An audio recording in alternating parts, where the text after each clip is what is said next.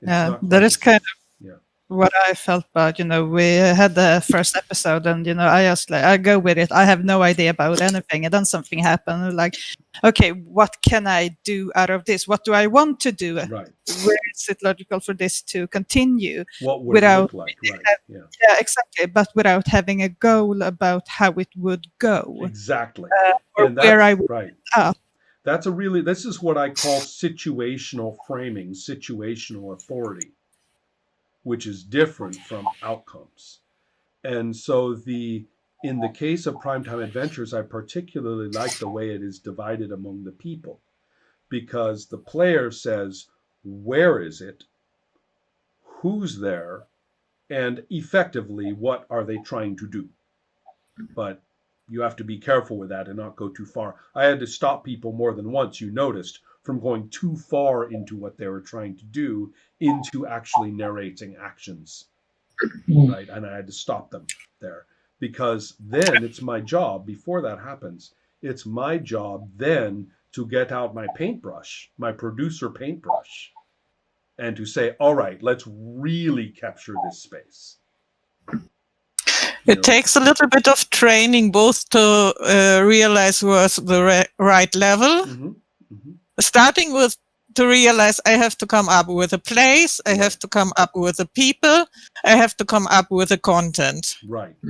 Well, and then knowing at which level do I want this. But then I also thought sometimes it was difficult to see the stopping point, the boundary between preparing for a scene, right, and actually playing it. Well, this is an important. And then if you went into conflict, to remember to state what the stakes are before going too far into it. These are the two risks of Primetime Adventures, because the way to misplay this game is specifically to do both of those wrong.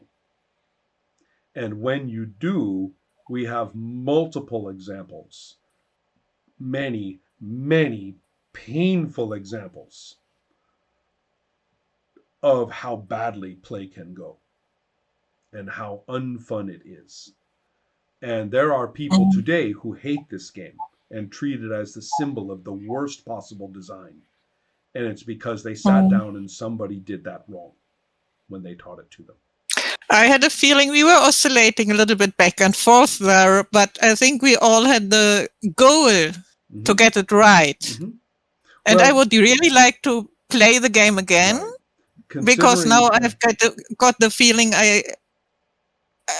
it's getting easier. It's getting easier to see when you go too far. I completely agree. There is a learning curve in this game which is non-mathematical.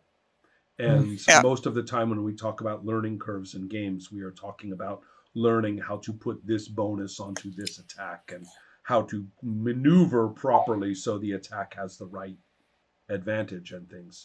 But in this case, the learning curve has more to do with how much do we say and about what things at what time. And go ahead. But I agree on the learning curve, but I think we actually made it. It was more interesting, but maybe a bit hard, and it had to do with the premise around the characters, because we were 4 separate people that kind of knew of each other, but was not like, we were not Ghostbusters. Exactly. We were not. You can definitely play the game when you say we are the 4 crew members of a 4-member crew in a tiny spaceship that is prospecting on planets. You could say that. And we have worked together for 15 years and all these things. You could say that. You could say we are a team of heroic mercenaries who always solve problems, with our big hearts and our big guns, right? You can do all of, but the point is that yes, here we took the slight risk of playing. That's why I said after the pilot, let's just assume that your characters at least know each other. They're not a team, but at least you know who each other is. Right, so they won't have to have these tedious introductions and the show we wanted to watch. This was definitely the show I wanted to watch, because the other kind where everybody knows each other since they were kids and everybody just gets along so beautifully, and things are going to resolve in the end because we are all sticking together. The Brady Bunch, boring. the Cosby Show, right? The family will always have their big hug at some point. Yes. Right. Yeah, it's going to end really, really tragic. And you know already after 2 sessions. That's true too. What's going to happen? Yeah. Because I think that's my biggest problem with TV shows. You don't have to watch many to understand the rules. Well, I would tend to agree. I think there have been some interesting developments in the last decade. But we are talking about a long-standing, very influential medium, and dominated by a particular country, and in fact a very limited location in that one country. And so it has been deeply homogeneous and deeply structurally affected by that one industry's situation, and it's only been broken recently.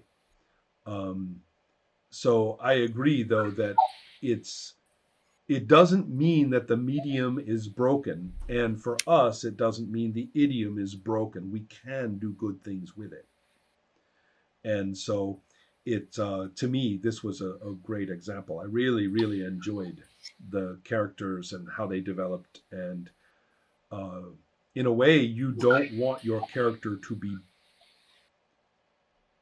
You want the best for your character, but you know things may not go well for them all the time. You know it. Right? Yep, more than well. Yeah.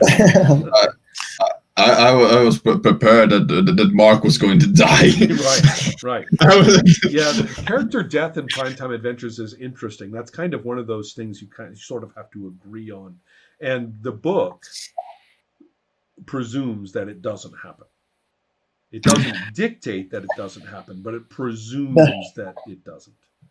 This was before Game of Thrones era. Yes, that's a real bad example. I know.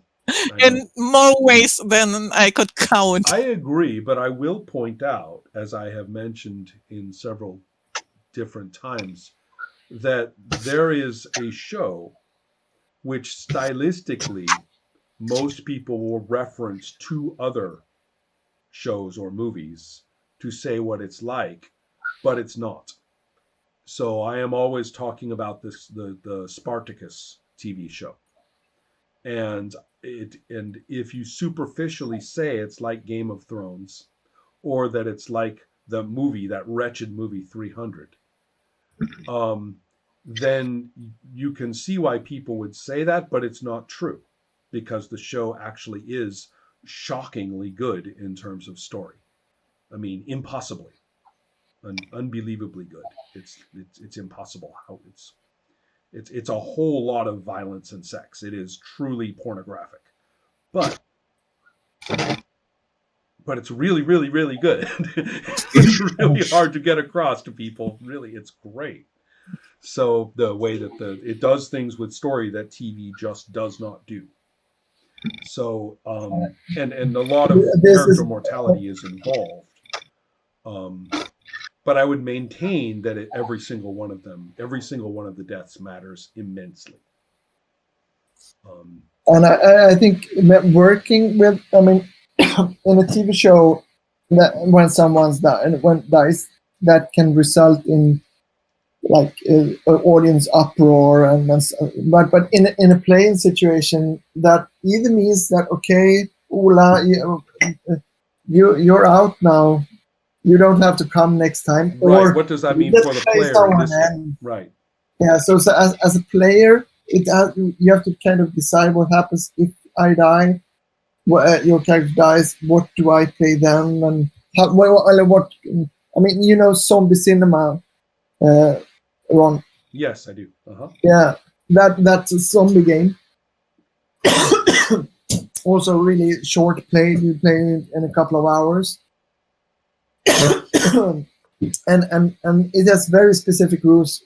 What happens to you if you die? Then you get to play that or that or that. Right. That actually was taken. Eero Tuovinen actually learned that from a game that I was very involved in helping to playtest. And that game was called The Mountain Witch.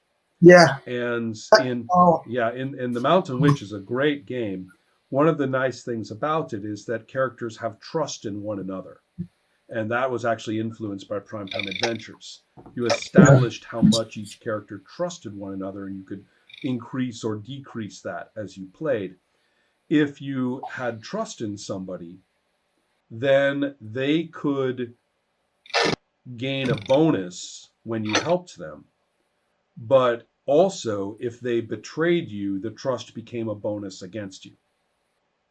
Right? And so that was really cool. And one of the nice things about it was that if your character died, you could continue to use all of the rules except for the actions. All of your other rules, including the trust, still existed.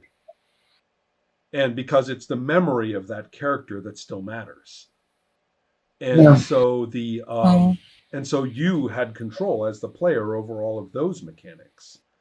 Now, sometimes you could make that fictional by saying that the character's ghost was there if you just couldn't stand. You just couldn't stand it being so, meta.